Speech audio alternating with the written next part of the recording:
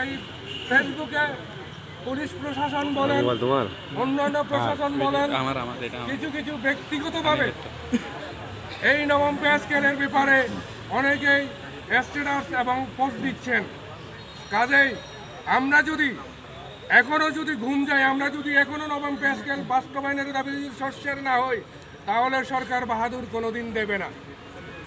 সুতরাং আগামীতে কেন্দ্রীয় কর্মসূচি মোতাবেক যে 6 তারিখে আমাদের কেন্দ্রীয় শহীদ মিনারে মহাসমাবেশ আছে, ওই সমাবেশে কমপক্ষে হলেও লক্ষাধিক মানুষের সমাগম ঘটবে এই আশা আমি রাখি।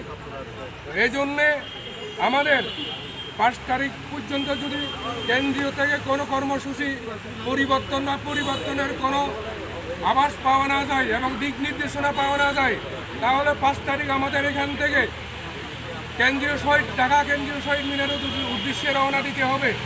এই জন্য উপস্থিত সকলের প্রতি আমার উদ্যত আহ্বান, ব্যক্তিগতভাবে কে যাওয়ার ইচ্ছুক আমাদের এখানে যোগাযোগ করলেন।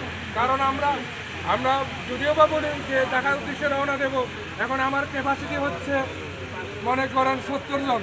এখানে যদি 100 জন হয় তাও আমরা যাব, তবে কিভাবে যাব সেটার একটা আলোচনার প্রয়োজন আছে, এখানে অর্থের প্রয়োজন আছে। সুতরাং এরপরেও আমি ব্যক্তিগতভাবে বলবো, আপনারা যারা ব্যক্তিগতভাবে স্বেচ্ছায় যেতে ইচ্ছুক আমাদের সাথে যোগাযোগ করার জন্য আমি সবিনয়ে অনুরোধ জানাচ্ছি।